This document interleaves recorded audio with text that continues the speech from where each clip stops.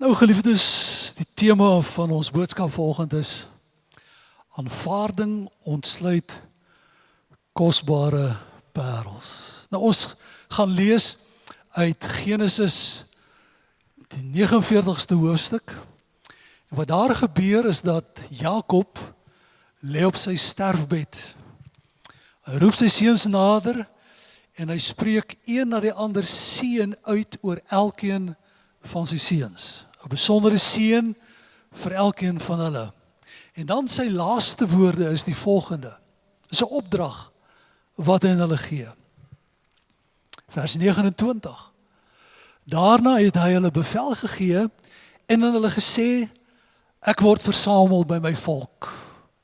Begrawe my by my vaders in die spelonk wat op die stuk grond van Efron die Hetiet is. In die spelonk wat op die stuk grond van Magpela is, wat oos van Mamre is, in die land Kanaan. Die stuk grond wat Abraham van Efron die Hetiet as eiendomsgraf gekoop het. Daar het hulle Abraham begrawe en Sara sy vrou. Daar het hulle Isak begrawe en Rebekka sy vrou.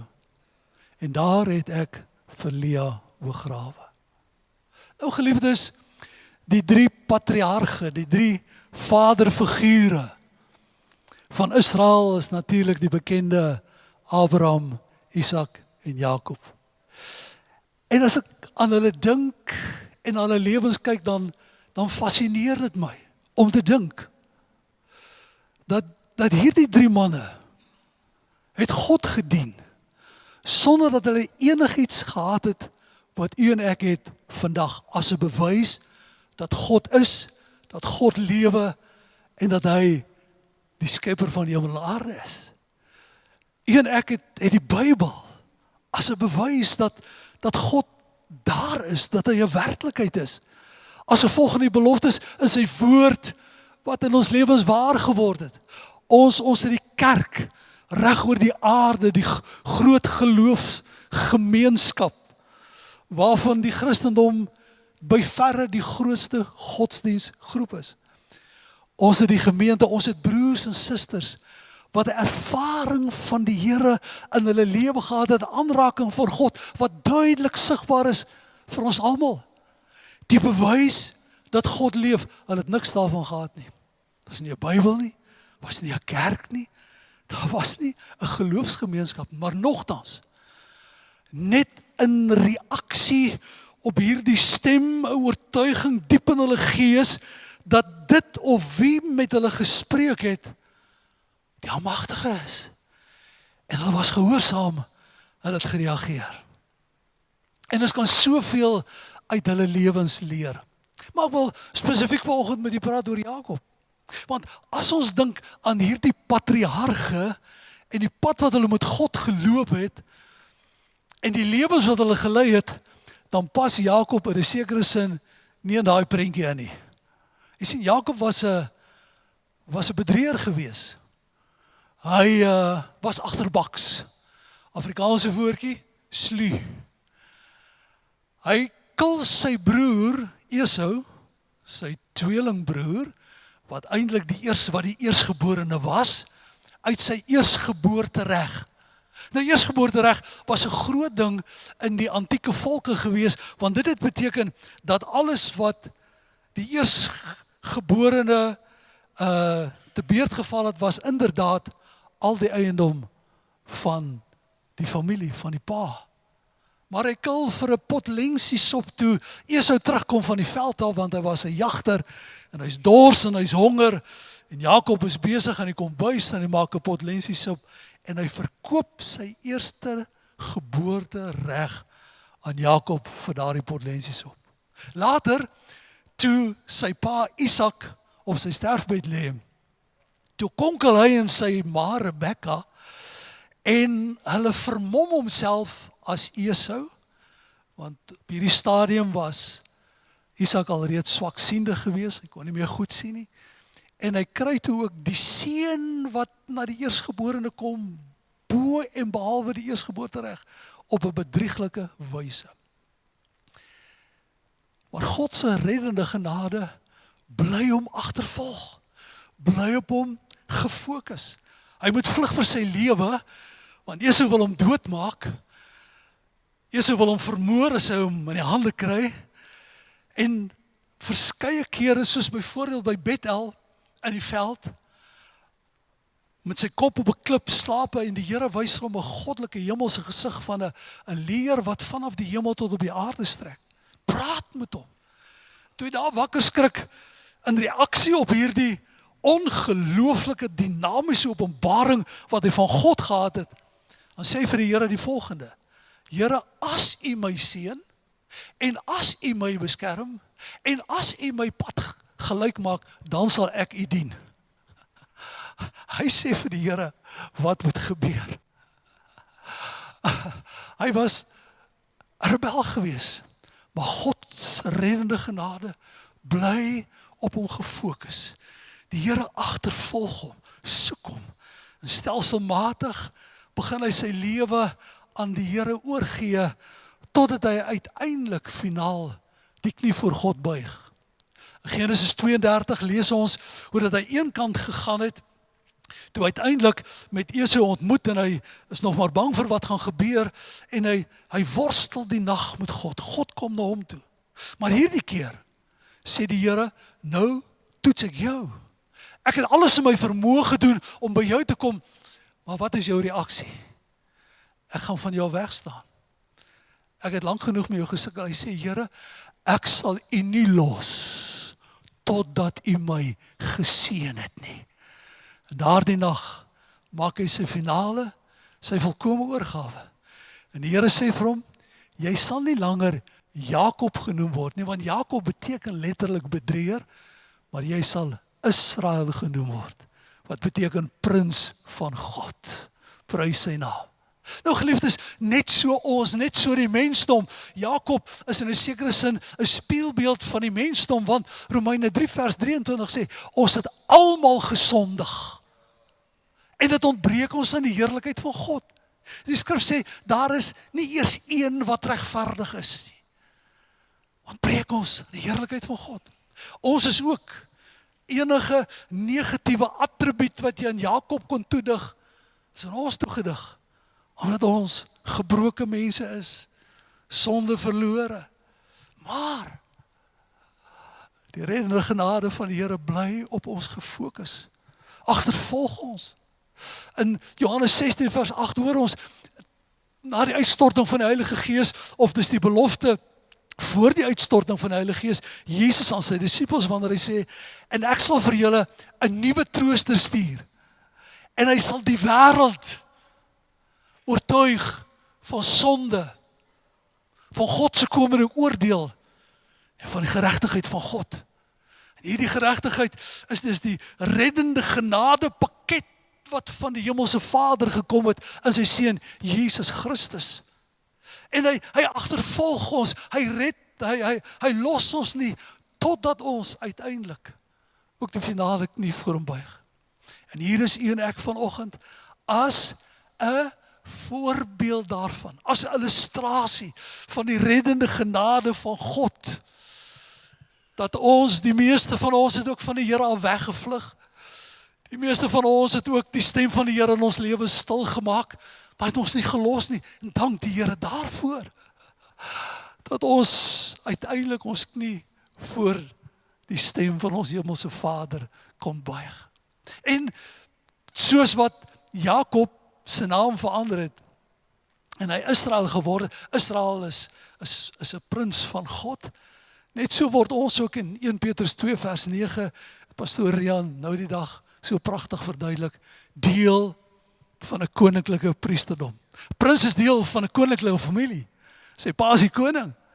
Ons word ook deel van 'n koninklike priesterdom, prys sy kosbare naam. Geliefdes, en Jakob en later ook Paulus, sy oorgawe is vir ons opgeteken met 'n spesifieke doel. Paulus, wat eens Saulus was in 'n sekere sin veel erger as Jakob gewees. Paulus het die gemeente vervolg, hy het hulle in kettinge geslaan, hy het bygestaan terwyl sommigen vermoor word, hy het die klere opgepas van diegene wat Stefanus gestenig het. Maar God se genade agtervolg hom. Terwyl hy besig is om God se volk te vervolg op die Damaskuspad, is daar 'n lig uit die hemel. En hy sê, en hy hoor God se stem, hoekom vervolg jy my? En hy maak sy oorgawe, Here, wat wil U hê, moet ek doen?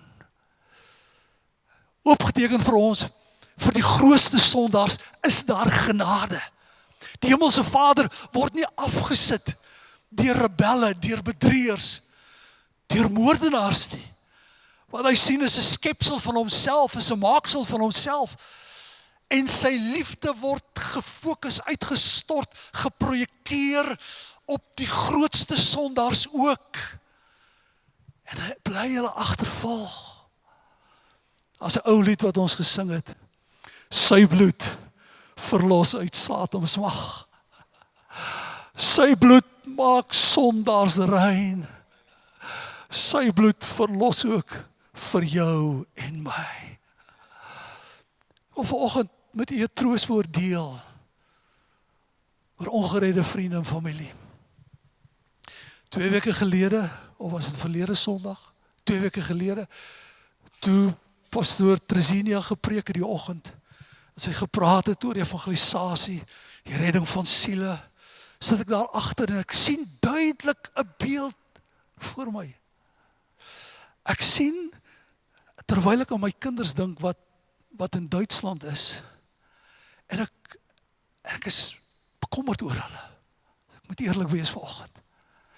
En ek sien duidelik hoe dat daar 'n prentjie is, en miskien het u al so prent gesien, 'n tekening of wat ook al, van 2 hande wat die wêreld omring. 2 hande. Hierdie skilderytjie het in die huis van my oupa en ouma gehang. Ek sal dit nooit vergeet nie. En ek sien duidelik, en duidelik in my gees hoor ek, die Here sê, moenie bekommer nie. Terwyl jy vir hulle bid, is my hande oor hulle gevou. Ek sê, dankie Here. Dankie, dankie, dankie Here. En miskien is dit nie net ek nie, maar kan ek net vanoggend sien, is daar ook ander wat bekommerd is, vriende en familie, wat die Here nie dien nie. En daar kom duidelik by my ook hierdie teksvers in Jakobus 5 vers 16, waar die Here sê, dat die vurige gebed van 'n regverdige het groot krag. Groot krag. Vurige gebed. Ook van ons kinders, wat ver is. Ouers wat ver is. Familie wat ver is. En ek dink vir 'n oomblik na oor hierdie gedeelte wat ingesluit is in hierdie belofte, 'n vurige gebed. Dit beteken dis 'n dringende gebed. Dis 'n gebed wat uit die hart uitkom. Dis 'n gebed wat gebid word met passie, met oortuiging. En weet jy, dit kom by my op. Om hierdie dringendheid by my op te wek, terwyl ek bid vir iemand wat die Here nog nie dien nie, nog nie wil ken nie, nog nie hulle knie voor die Here gebuig het nie, is sien net vir 'n oomblik die alternatief raak. Want jy sien, geliefdes, as ons vanoggend bely dat die Bybel is God se woord, met 'n belofte van die ewige heerlikheid in die hemel, van God wat vir ons as gelowiges wag, dan moet ons ook die alternatief glo. Dat daar 'n ewige verdoemenis vir diegene wat God nie dien, God nie ken nie. Sien vir 'n oomblik. En ek wil dit amper nie gesê het vanoggend nie. Daardie geliefde kind, pa, ma, vriend, vriendin, buurman, kollega by die werk, in daardie alternatiewe plek, waar daar 'n geween is en 'n geknars van tande. Sien hulle vir 'n oomblik daar. En ek verseker jy, dit bring 'n dringendheid in die hart, om nie te begin bid, en jou hart voor die Here uit te stort, en te sê, Here, o, stuur U Gees, stuur gelowige. Dit neem nie die verantwoordelikheid weg, dat ons moet bly getuig. dat ons moet bly aanmoedig, dat ons moet bly 'n lewe leef wat vir hulle 'n heenwysing is na die koninkryk van God nie. Maar dit beteken ook dat ons kan ook hierdie belofte uit God se woord omhels. God se hande, terwyl ons bid, is om hulle geslaan. Koester hulle. Kom ek deel hierdie getuienis met u. Ek was 6 jaar oud.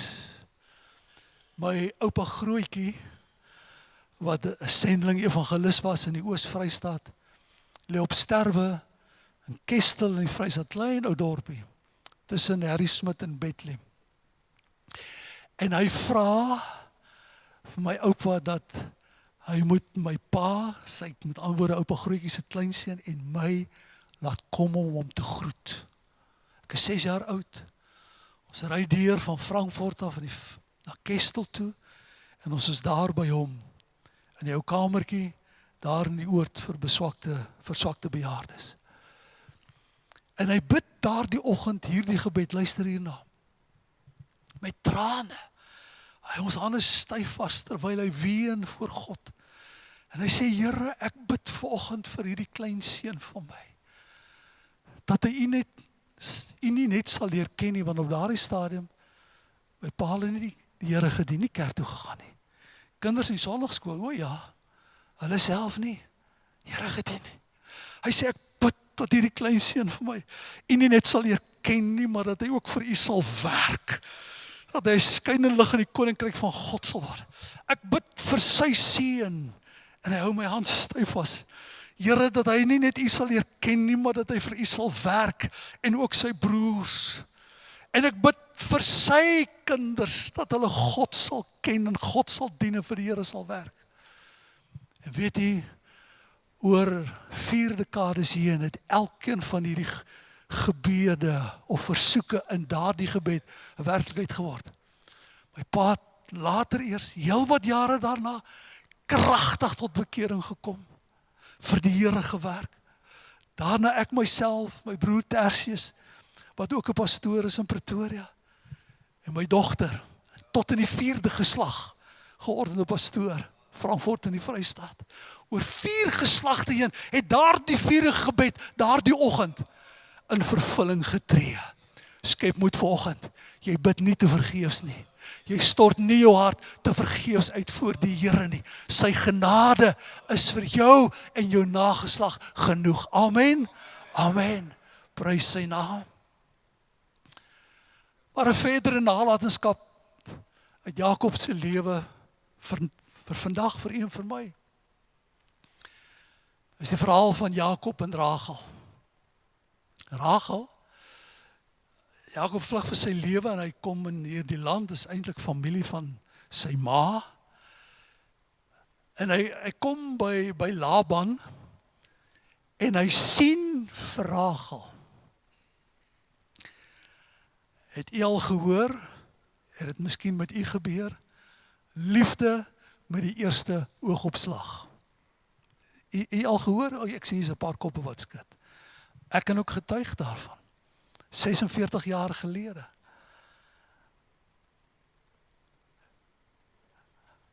En vandag nog net so verlief in die nie meer nie.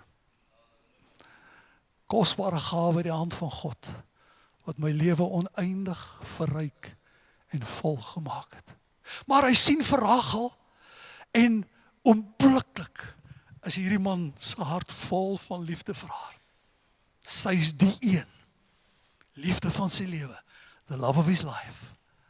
En hy onderhandel met Laban, hy sê, meneer Laban, oom Laban, ek wil met hierdie vrou trou, dogter Rachel. Laban sien 'n oog van, want hy ken liefde as hy dit sien. Hy sien 'n gaping. Hy sê, goed, as jy 7 jaar vir my werk, kan jy Rachel as 'n vrou kry. Jakob sê vir hom, is nie 'n probleem nie, ek doen dit. En weet jy, lees in die woord van die Here, Openbaring, althans Genesis 29 vers 20, so het Jakob dan 7 jaar gedien vir Rachel. En hulle was in sy oë soos 'n paar dae, omdat hy haar lief gehad het. Wat 'n liefde. 7 jaar. Geliefdes, dis lank. Om te wag vir hierdie droom, om vervulling te kom. Maar, dit was vir ons soos 'n paar dae. Want hy het haar so lief gehad. Maar dan, die ontsaglike teleurstelling. Die dag van die bruilof. Al die gaste is daar versamel. Vrolike musiek. Hier kom die bruid swaar gesluier. Soos wat dit die gebruik daardie dae was. Bruilof vind plaas. Lê hulle beloftes teen mekaar af. Die ligte gaan uit in hulle tent, hulle huwelikstent. En die volgende oggend, toe is daar in sy arms nie Rachel nie, maar Lea, die ouer sussie. Die nie geliefde, die skrif beskryf haar as die een met die dowwe oë, bedoelende, sy was nie so mooi gewees nie. Die ontsaglike teleurstelling, hy is kwaad, hy is teleurgesteld, hy ras met Laban, hy sê, jy het my beloof, wat het gebeur? Laban, natuurlik, sien 'n verder gaping. Hy sê, as jy nog 7 jaar, hy het voorvereistes. Hy sê, as jy nog 7 jaar vir haar werk, en jy moet Lea, my oudste dogter, moet jy behandel, beskerm, versorg en koester soos jou eie vrou, soos jou lewe. Jakob sê is reg, ek sal dit doen, ek sal dit doen. En hy maak vrede met hierdie situasie, wat nie sy droom, sy eerste keuse was nie. Was nie sy droom nie, was nie sy eerste keuse nie, maar hy maak vrede, hy aanvaar hierdie situasie. En die beloning wat hy daaruit kry, is kosbare parels. Rachel, hy het uiteindelik 'n paar weke daarna, na die bruilof, het hy Rachel toe ook as vrou ontvang. Rachel is onvrugbaar, maar sy gee vir hom Lea, gee vir hom 6 seuns en 'n dogter, sy enigste dogter, Dina. 6 seuns, kosbare parels. En luister hierna, kyk hoe groot is God se genade. Dat een van hierdie 6 seuns van die nie geliefde, sy naam was Juda. Uit watter stam is Jesus gebore? Die stam van Dawid, die stam van Juda. Uit die nie geliefde word uiteindelik die saligmaker, die Christus gebore. Is God se genade nie groot nie? Is sy erbarming nie groot vir nie geliefdes nie? Is God se genade, kosbare parels. En uiteindelik by Magpela maak hy hierdie uitspraak. Luister mooi, kyk weer daarna. Sy laaste woorde wat hy spreek, wanneer hy vir sy seuns opdragte gee, is die volgende. Hy sê, begrawe my daar, Magpela, want daar het hulle Abraham begrawe en die liefde van sy lewe, Sara sy vrou. En daar het hulle Isak begrawe en die liefde van sy lewe, Rebekka, sy vrou. En daar het ek Lea begrawe. Het ook sy groot liefde geword. Hoekom? Want hy het sy situasie omhels. Hy het gedoen wat hy Laban beloof het. Hy het vrede daarmee gemaak. En daar was 'n ontsaglike, kosbare beloning vir hom gewees. Geliefdes, net so. Moontlik is jy in 'n situasie. Is nie die droom vir jou lewe nie. Is nie die eerste keuse nie. Miskien ten opsigte van verhouding, of 'n werk, of die plek waar jy bly, die dorp waarin jy bly, wat dit ook al mag wees. Is nie jou droom nie. Is nie jou eerste keuse nie. Maar Miskien is jy ook net in die algemeen onderworpe aan die menslike natuur, wat glo die rus is elders. En daar's baie mense wat so leef. Eendag sal daar rus wees, sal daar vreugde wees, sal my droom vervul word. Daar's 'n pragtige gedig van 'n digter met die naam van J.D. de Tooy, al in 1953 al oorlede.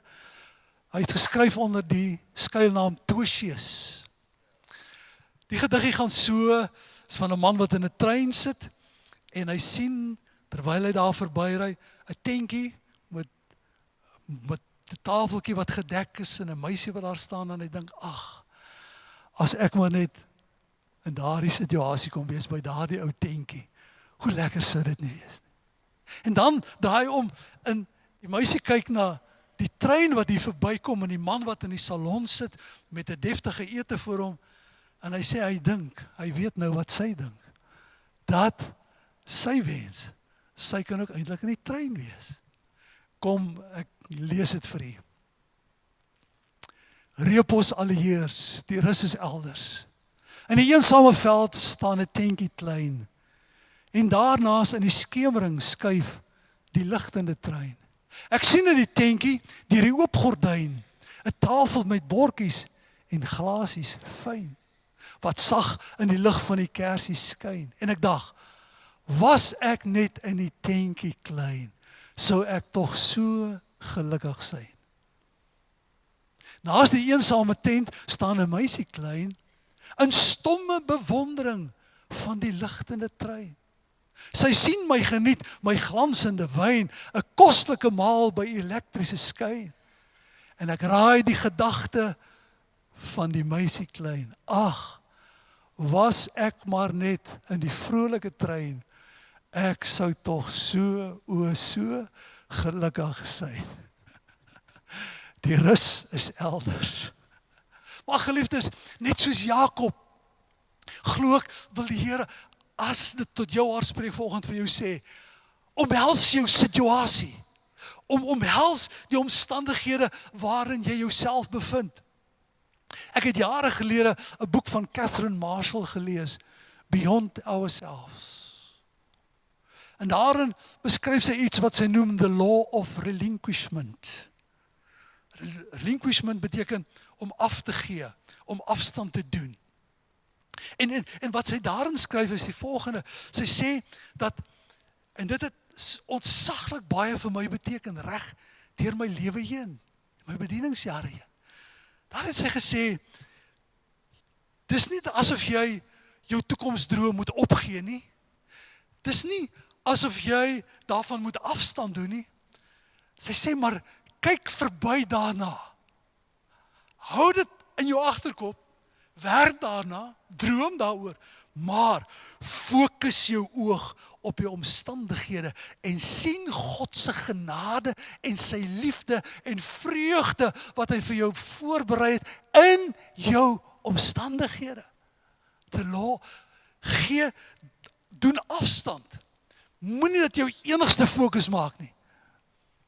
Want party mense leef net op hierdie fokus en die lewe gaan by hulle verby. Kyk verby jou toekomsdrome en vrese en sien God se genade vir jou hier en nou raak. En die beloning, die rus is elders, is nie elders nie, dis ook hier. Kosbare parels ook hier en nou. Jy gaan vind, wanneer jy begin raak sien, begin waardeer, begin insien, en vra die Here, neem vrymoedigheid om die Heilige Gees te bid, om dit ook vir jou uit te wys. Daar's kosbare parels, daar's mooi dinge, daar's kosbare skatte. Ja, ook uit hierdie nie geliefde omstandighede, is die Here ook in staat om vir jou 'n Juda op te wek. Van die Here kan en hy wil ook nie geliefde omstandighede seën. Jy moet dit net vind. Ek onthou, toe ek my eerste beroep na die weermag kry, na Newcastle toe. Toe sê mense vir my, Newcastle, daai vuil plek, wat gaan soek jy daar? En weet jy, ek besluit daar, ek gaan elke dorp waar ek vir die Here werk, vooraf reeds lief kry. En ek gaan in daardie dorp vir die Here werk, asof dit sy geliefde, mees geliefde plek is.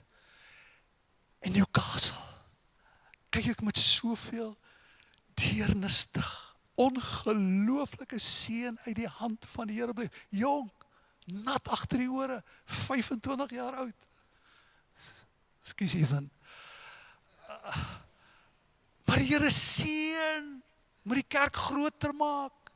Bou 'n saal aan die kant aan, want die saal agter die kerk word uitgebreek sodat daar stoele kan wees. Want ek het my omstandighede.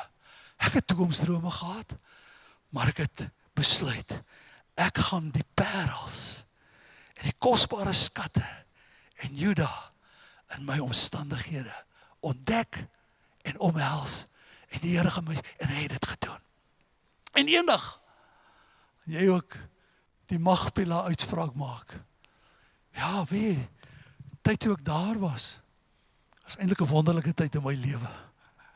Kom ek vertel hoe die Here my geseën. Kom ek vertel vir jou van sy voorsiening. Kom ek vertel vir jou van die lesse wat ek geleer het. Kom ek vertel vir jou van die sukses wat ek gehad het. En daardie wat eens nie geliefde omstandighede was nie. Prys sy naam.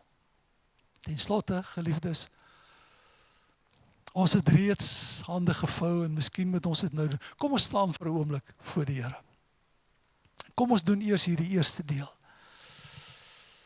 Ons het gepraat oor God se hande terwyl ons bid, wat ons geliefdes omvou, selfs hulle wat ver van ons af is.